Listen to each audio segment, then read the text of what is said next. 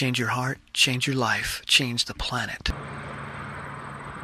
Hey everybody, it's Tim Van Orden, and I'm sitting in my car, obviously, at the entrance to a trail on the Bennington-Woodford border, about 4 miles away from where I live. And it's been a challenging day to get myself here, recovering after the Woodstock Fruit Fest and trying to get my life back in order.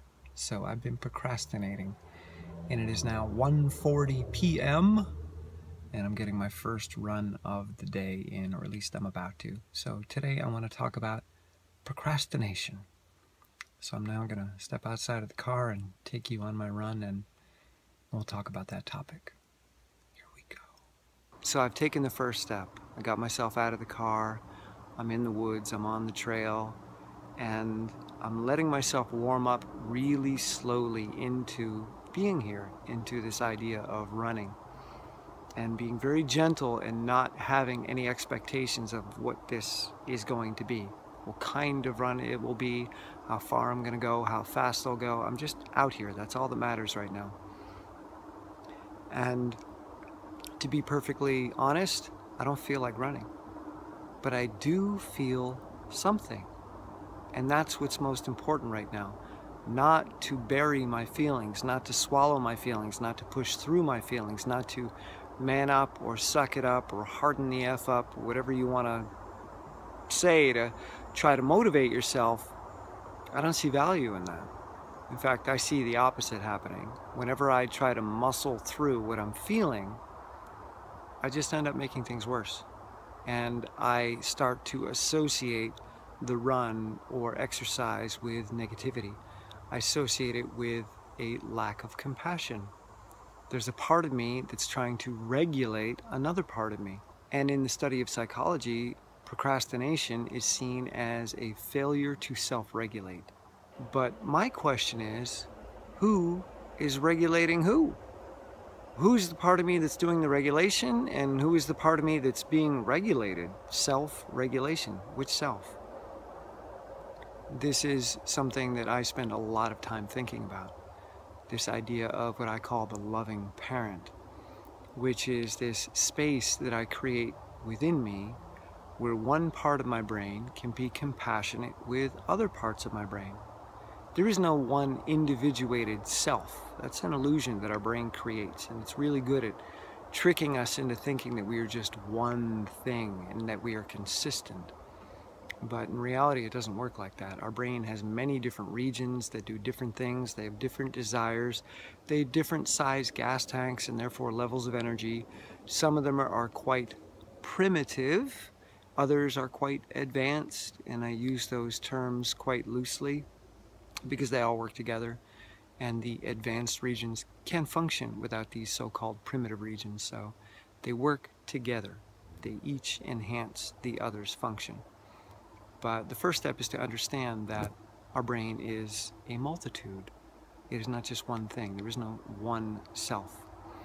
And the part of us that generally wants to try to regulate the rest of us, the part of us that's upset by procrastination, is what you might call your identity, or what Freud called the ego. Many people still call it the ego. I call it the left brain abstraction. The LBA. Inside of our left prefrontal cortex, we have this abstract concept of self.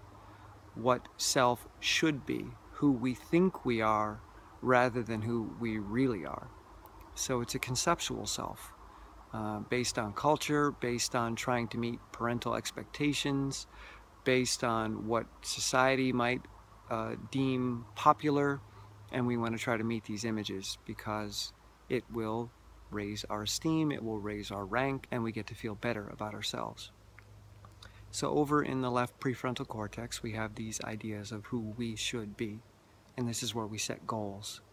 The left prefrontal cortex is all about the linear, logical process of setting goals in an abstract way. So it's very easy for that part of the brain to go from A to Z because it's an abstraction. And it doesn't see the nitty-gritty on the ground.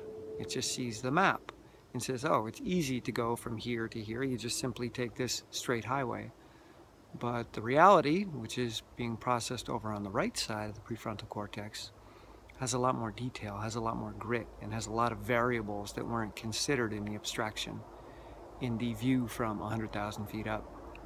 On the ground, there's bumps, and there's rocks, and there's roots, and there's traffic, and you can probably hear it on the highway down in the valley below me now. And there's a lot of obstacles. Sometimes they look like other people, and sometimes they even look like parts of your body or parts of your brain. So it's never as smooth as the left side of our consciousness would like to think.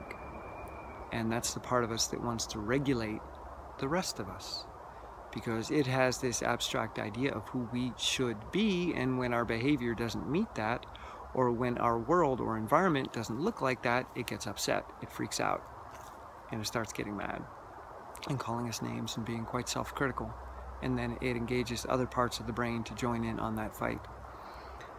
So my goal in procrastination, and today especially, is to allow myself to simply be with the feelings that are showing up rather than trying to regulate them.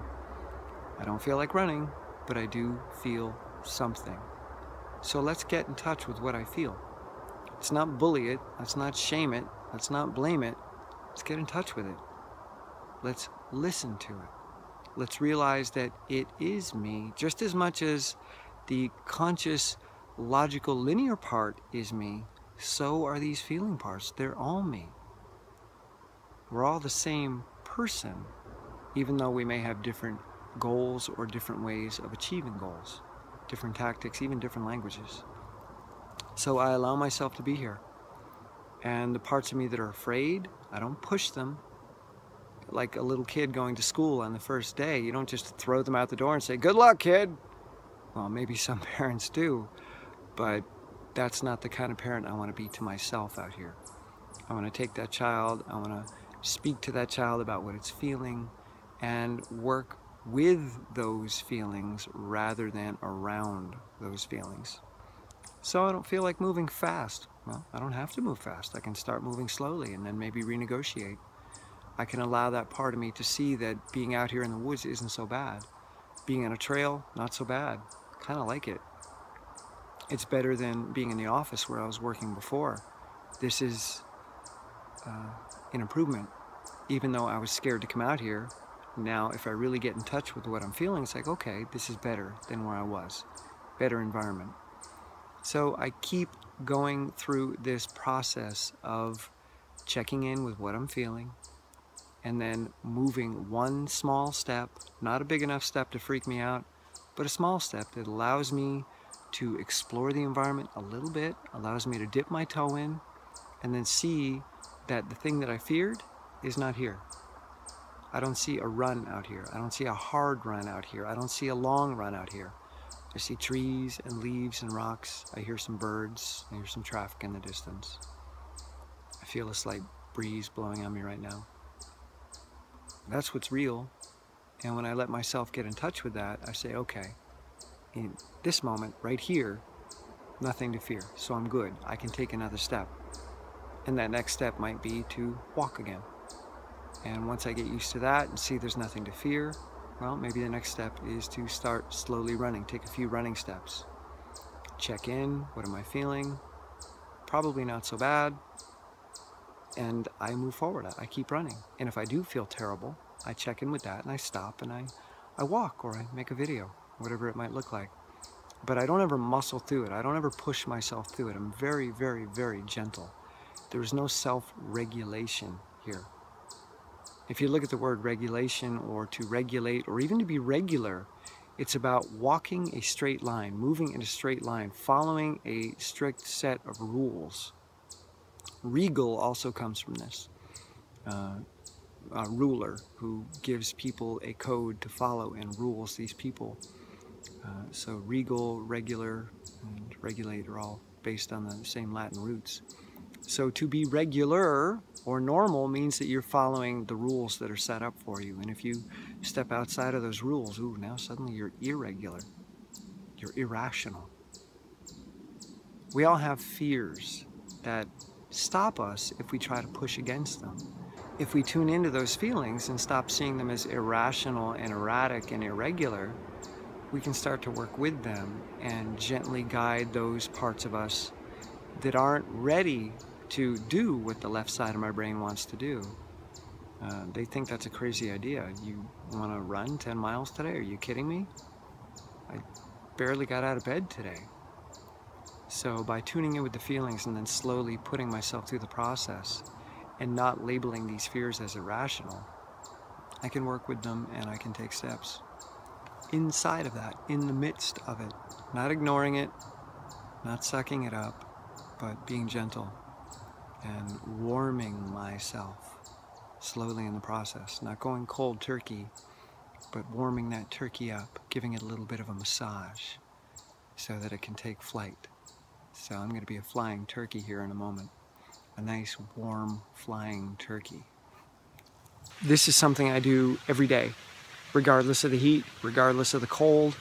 It's something that I've trained my body to do. My body is very well adapted to running in the heat or running in the cold. I don't bring liquid or food with me. I'm not wearing a pack or belt of any kind. I just come out here and I run.